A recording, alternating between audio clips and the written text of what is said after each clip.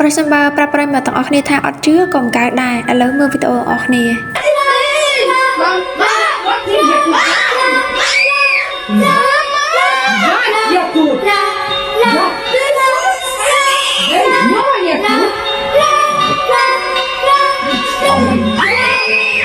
ដូច្នេះហើយបងតែងតែលើចាស់គាត់និយាយតកូនតចៅប្រាប់ថានៅពេលដែលយករបស់មកចូលមកធ្វើផ្ទះនេះសាងសង់ផ្ទះនេះមិនមែនចេះឆាន់ឆាយទេណាបើសិនជាដឹងថារបស់នឹងធ្លាប់មានរឿងអមង្គលកាត់ឡើងហាមកុំឲ្យយកមកចូលឲ្យសោះពីព្រោះវាអាចនាំនៅភាពសោយចង្រៃចូលផ្ទះបានណាថ្ងៃនេះមានរឿងផ្ញើជូនប្រិយមិត្តស្ដាប់សូមតាណាស្ដាប់សាច់រឿងដូចតទៅ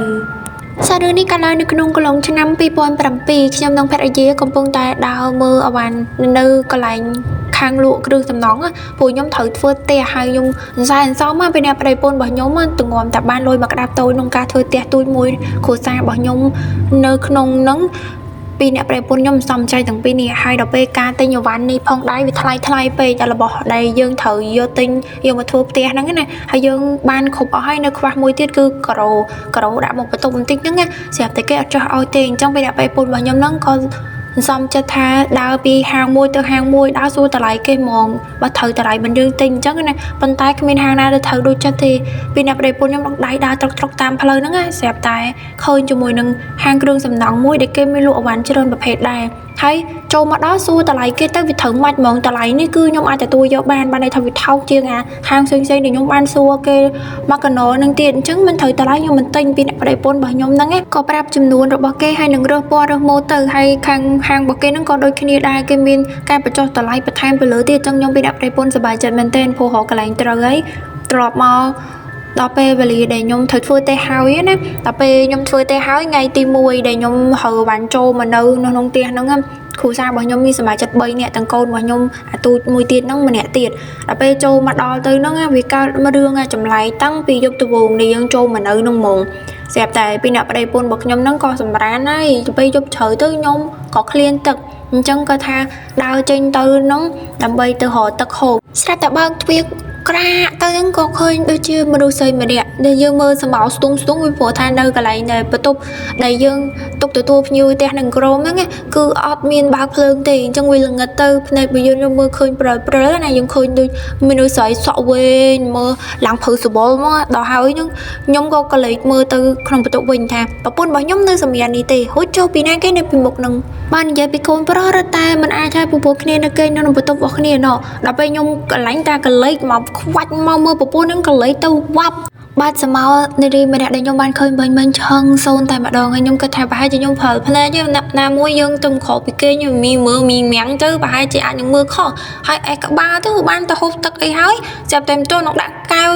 ចុះទាំងក្រោមផុតផងចូលសំលេងកូនស្រីចាចេញមកពីខាងក្នុងបន្ទប់របស់គេហ្នឹងខ្ញុំហើយនឹងម៉ែវាស្ពុះវឹបទៅហ្មងទៅមើលកូនក្នុងបន្ទប់ហ្មងខ្លាចកូនមានបញ្ហាអីខ្ញុំហើយនឹងភរិយាពីអ្នកប្តីប្រពន្ធរបស់ខ្ញុំនឹងចូលមកដល់នៅក្នុងបន្ទប់កូនរបស់ខ្ញុំហើយឃើញហើយខ្ញុំពិតជា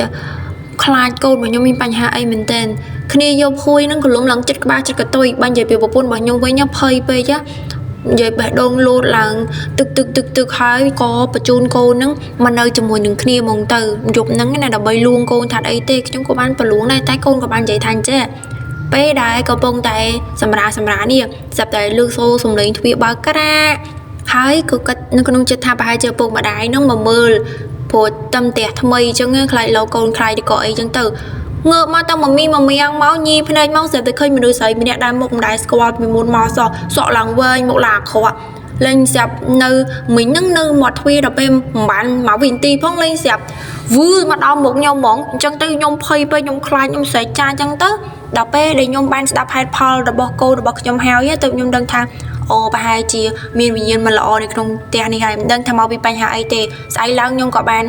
ប្រាប់ឲ្យប្រពន្ធរបស់ខ្ញុំហ្នឹងអ្នកដែលគាត់ចេះរបៀបមិនផ្សេងដែលហៅលោកគ្រូមកមើលហុងស៊ុយនៅក្នុងផ្ទះហ្នឹងផងថាធ្វើផ្ទះហ្នឹងវាខុសហុងស៊ុយកន្លែងណាឲ្យគេមកម៉ែមើលហ្មងទៅរហូតមកដល់ព្រឹកស្អែកឡើងហ្នឹងលោកគ្រូក៏បានមកដល់គាត់បានម៉ែមើលគ្រប់កន្លែងទាំងអស់ហើយគាត់បានគុណគូគាត់ដកអាក្តារគុណគូរបស់គាត់ហ្នឹងយកមកមើលទិសទៅគឺនៅទិសតែមួយដែលខ្ញុំបានឃើញស្រីម្នាក់ហ្នឹងកាលពីយប់មិញនោះឯងលោកគ្រូហុងស៊ុយហ្នឹងគាត់បានប្រាប់ខ្ញុំពេលដែលគាត់គុណគូមើលគាត់ថាគ្រប់បន្ទប់គ្រប់កន្លែងទាំងអស់នឹងរបស់របរផ្សេងទៀតអត់មានបញ្ហាទេបញ្ហាតែនៅកន្លែងមុខទ្វារដែលគាត់ឈរនេះហើយការ៉ូប្រហែលផ្ទះនេះបានមកពីណាខ្ញុំក៏លាក់គាត់ដែរខ្ញុំបានប្រាប់គាត់ថាពីអ្នក ប្តីប្រពន្ធខ្ញុំហ្នឹងទៅទិញពីហាងមកទឹកអញ្ចឹងអត់ដឹងប្រភពទេគាត់ក៏បានច្រឡក់ខ្ញុំហើយក៏ថាប្អូនមានដឹងទេការ៉ូដែលខ្ញុំដាក់ជើងចូលទៅលើនេះគឺមានចំហាយមិនល្អទេគឺមានពពួកមិនល្អគឺមកតោងតាមកន្លែងហ្នឹងណាចាស់ពីដើមតែងតែប្រាប់ឲ្យថានៅពេលដែលយើងសាងសង់ផ្ទះគឺសំខាន់បំផុតកុំយករបស់ចិនឆៃមកទោះបីជាវាមានតម្លៃថោកក៏ដោយអញ្ចឹងស្រាប់តែគាត់ប្រាប់ខ្ញុំថាឲ្យកោះការ៉ូទាំងអស់ហ្នឹងដកចេញហើយដាក់ការ៉ូថ្មីទោះមានតម្លៃថ្លៃក៏ដោយដើម្បីសុវត្ថិភាពរបស់យើងតទៅមុខទៀតនឹងហុងស៊ុយផ្ទះរបស់យើងដែរចាប់តាំងពីពេលនោះមកធ្វើតាមគាត់អត់ដែលមានបញ្ហាអីទេព្រោះនៅក្នុងផ្ទះឡើងសុខសាន្ត